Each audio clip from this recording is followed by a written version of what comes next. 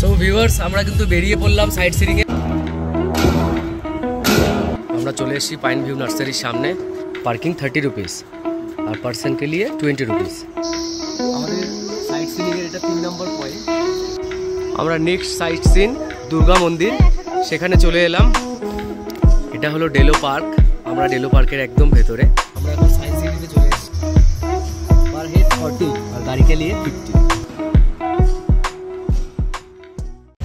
Dear friends, আমি এখন বেরিয়েছি কালিম্পংয়ের সাইট সিনিংয়ে। তো আমাদের গাড়ি বলা আছে, আমাদের খাওয়া হয়ে গেছে। তো সাইট সিনিংয়ে গিয়ে কী কী দেখবো, আমাদের সাইট সিনিংয়ের ভাড়া কত লাগলো, সবটাই আমার ভিডিওর মাধ্যমে আজকে কভার করব। তো ভিডিওটি পুরো দেখবেন, স্কিপ করবেন না। আশা করি আপনাদের খুব কাজে লাগবে কালিম্পংয়ে এলে।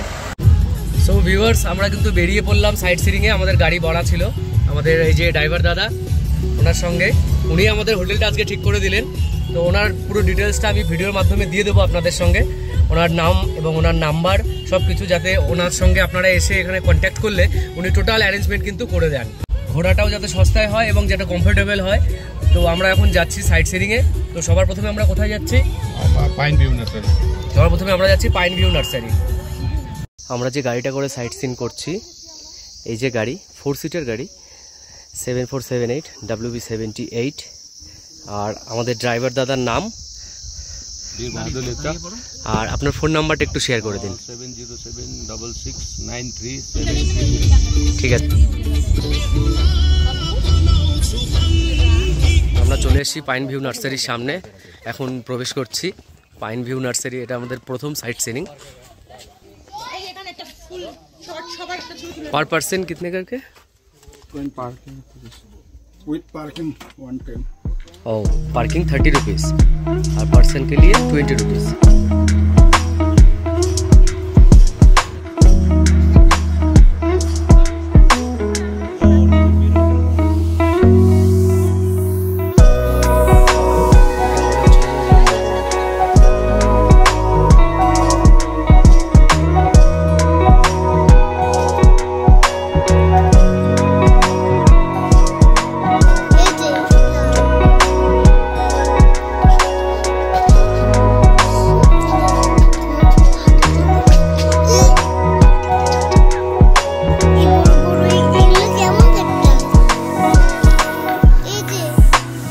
আমাদের এটা সেকেন্ড পয়েন্ট চিত্রভানু।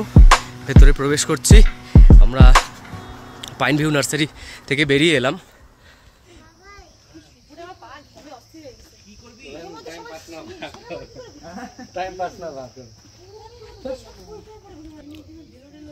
এই জায়গাটা কিন্তু আমাদের শ্রী রবীন্দ্রনাথ ঠাকুর 1943 সালে তৈরি করেছিলেন, ওনাদের শৈল শহর নিজস্ব বাড়ি হিসেবে। সেখানে আমরা এখন এসেছি দেখতে সুন্দর ফুলগুলো।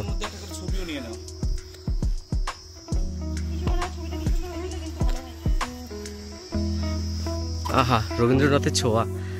কত সুন্দর একটি জায়গা, কত সুন্দর জায়গায় থাকতেন, এসেছিলেন। আমরা এখন সায়েন্স সিটিতে চলে এসেছি। এখানে টিকিট করতে হচ্ছে আমাদের।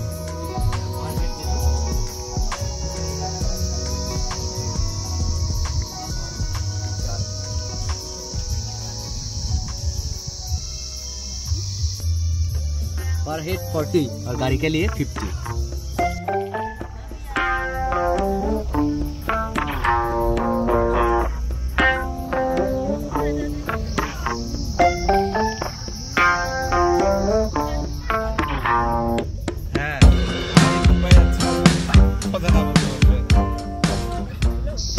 আমাদের সাইট সিনিংয়ের এটা 3 নম্বর পয়েন্ট। যেহেতু সাইট সিনিংয়ের জন্য আমরা এখানে প্রথমেই চলে এলাম, এখানে পরে আসার কথা ছিল সায়েন্স সিটিতে। সায়েন্স সিটি যেহেতু 4:30-র মধ্যে বন্ধ হয়ে যায়, সেটা আপনারা মাথায় রাখবেন। বিকেল 4:30-র মধ্যে কিন্তু এই স্পটটা বন্ধ হয়ে যায়, সেই জন্য আমরা এখানে চলে এলাম। এরপরে এখান থেকে আমরা যাব ডেলো, আর সায়েন্স সিটিটা এখন এক্সপ্লোর করব। আপনারাও দেখতে থাকুন।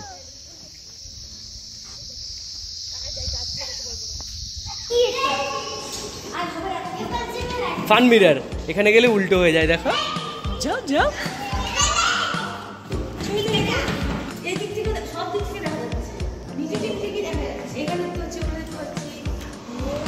Ghost walk.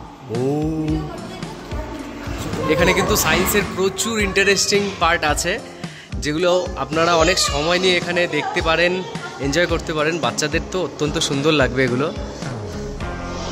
spinning eraser, vanishing doll, deep in the science, leave your shadow behind. Wow.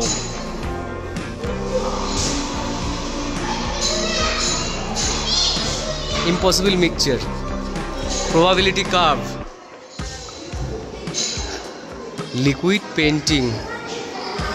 Giant wheel.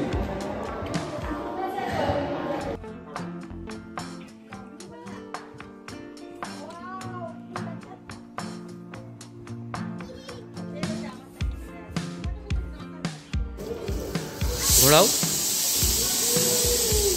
হ্যাঁ, এই যে মিশে গেল ইম্পসিবল মিক্সচার। এবার ধীরে ধীরে আবার কিন্তু তিনটেই আলাদা হয়ে যাচ্ছে। এটা সবচেয়ে লাইট, তার মাঝখানে একটা হালকা, হ্যাঁ ভারী, এটা একদম ভারী। দারুণ। হ্যাঁ,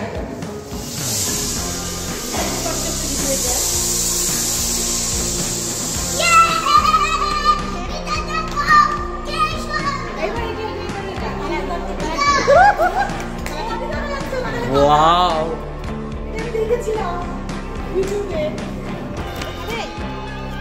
এই ভিডিওতে যে ভিউটি দেখা যাচ্ছে এখন, এটা হলো সায়েন্স সেন্টারের ঠিক বাইরেটা।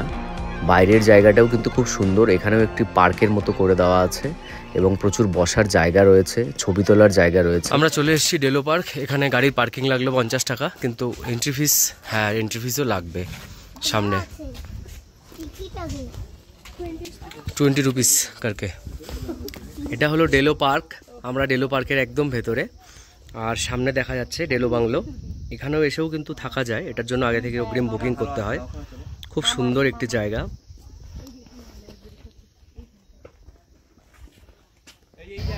আমাদের next sight seen Buddha monastery. আমরা সেখানে এসেছি এখন। কি সুন্দর দেখুন, কালারফুল, অপূর্ব সুন্দর জায়গাটি।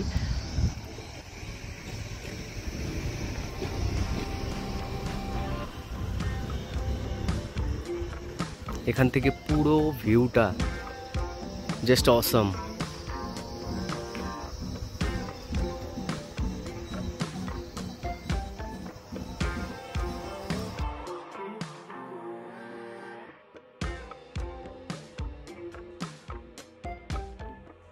আমরা নেক্সট সাইট সিন দুর্গা মন্দির, সেখানে চলে এলাম।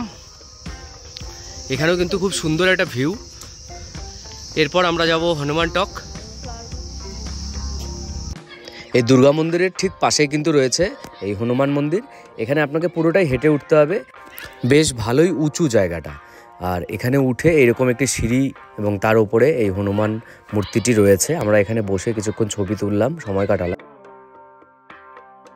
গান হাউসের ঠিক সামনেই রয়েছে গলফ কোর্ট। এটা অন্ধকারে এখন আর কিছু দেখা যাচ্ছে না। এখানে একটি জায়গায় এসে দুটো সাইট সিন হয়ে যায়, গলফ কোর্ট এবং এই মর্গান হাউস। মর্গান হাউসেও আপনারা চাইলে থাকতে পারবেন, তার জন্য অগ্রিম বুকিং দরকার। তাছাড়া কিন্তু টুরিস্ট অ্যালাউ নেই। আমরা ভুতিয়া বাংলার সামনে এসেছি, মর্গান হাউস, একদম রাত্রেই। আমাদের আজকের এই সাইট সিন করতে করতে একদম রাত্রি হয়ে গেল।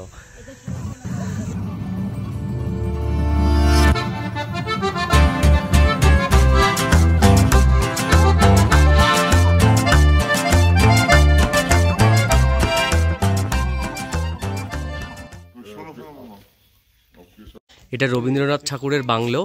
এটা একটা বাংলো বাড়ি। রবীন্দ্রনাথ ঠাকুর, এই যে এখানে দুটো গাছ দেখা যাচ্ছে, আমাদের আসতে অনেকটা লেট হয়ে গেল জন্য অন্ধকার হয়ে গেছে। উনি নাকি এই গাছ দুটো লাগিয়েছিলেন। এটা কর্পূর গাছ। দেখুন, উনি তো নেই, কিন্তু ওনার স্মৃতি হিসেবে এই গাছটি এখনও জীবিত। গভর্নমেন্ট অফ ওয়েস্ট বেঙ্গলের তরফ থেকে রবি ঠাকুরের এই স্মৃতিটিকে রেনোভেশনের কাজ চলছে। আগামী দিনে যা ট্যুরিস্টদের অত্যন্ত একটি আকর্ষণীয় জায়গা হতে চলেছে। এখানে ভেতরেও কাজ চলছে। আগামী দিনে এখানে হয়তো ট্যুরিস্টদের থাকারও ব্যবস্থা হতে চলেছে। আমরা এখন এসেছি আমাদের শেষ গন্তব্যস্থল দূরবীন মনেস্ট্রি। এই জায়গাটি কিন্তু খুব সুন্দর।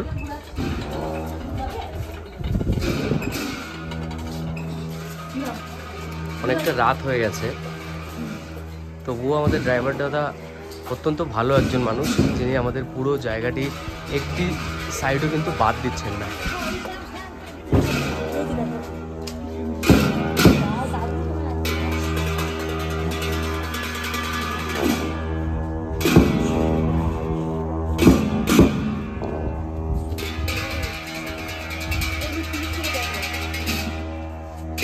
কিন্তু একটা অত্যন্ত দারুণ সময় এখানে এসে।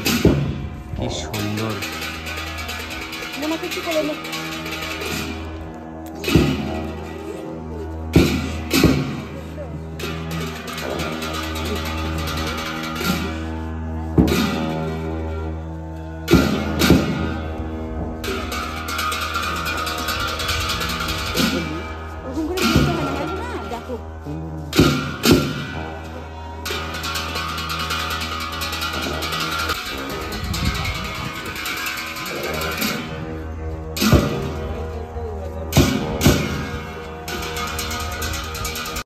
আমরা এখন দূরবীন মনেস্ট্রিতে এসেছি। দূরবীন মনেস্ট্রিতে এসে দেখলাম ওনাদের একটা লামা ড্যান্স বলে একটি কার্যক্রম, ওনারা রিহার্সেল করছেন।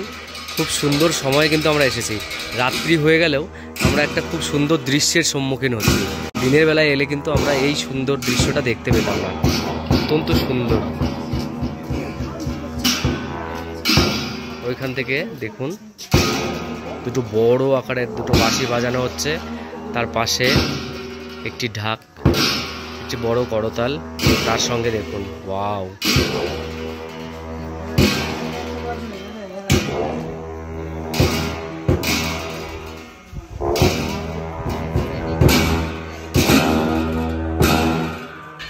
আজকের সাইট সিনের সবচেয়ে বেস্ট জায়গা আমার এটাই মনে হলো, কারণ এই ধরনের লামা ড্যান্স এর আগে আমি তো কোনো দিন দেখিনি। আপনারা যদি দেখে থাকেন তা অবশ্যই কিন্তু কমেন্ট করে জানাবেন। আমরা ঘুরতে ঘুরতে চলে এসেছি দূরবীন মনেস্ট্রিতে।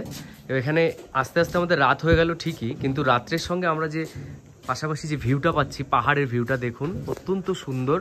সমস্ত লাইটগুলো জ্বলে গেছে, সমস্ত বাড়ির লাইটগুলো অত্যন্ত সুন্দর লাগছে। এবং তার পাশাপাশি এখানে একটা যে আমরা রিহার্সেল দেখতে পেলাম লামা ড্যান্সের, সেটা কিন্তু সবসময় দেখা সম্ভব হয় না, যেটা আমি এটার সাক্ষী হলাম নিজে চোখে। তো আপনাদেরকেও আমার ভিডিওর মাধ্যমে সেটা দেখালাম। অত্যন্ত সুন্দর। আমি পুরো মনেস্ট্রিটা পাশ দিয়ে চারপাশটা ঘুরে আপনাদেরকে দেখাচ্ছি।